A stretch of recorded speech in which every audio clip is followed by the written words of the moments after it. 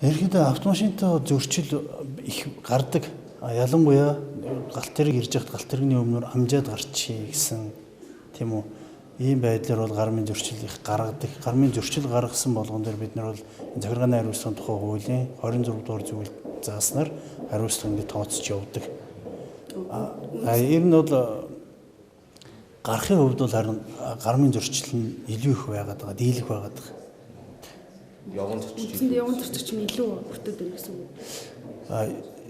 Осол зөрчилд өртөж байгаа нь бол явган зөрчигч илүү байгаад байгаа. Галт тэрэг гармын зөрчил гэж яриад байгаа нь бол нөгөө юу штэ автомашин гарам зөрчиж байгаа байдал, гарам зөрчиж гарч байгаа байдал, ойрт ирж байгаа галт тэргийн өмнөр яарч гарах юм уу тийм үү?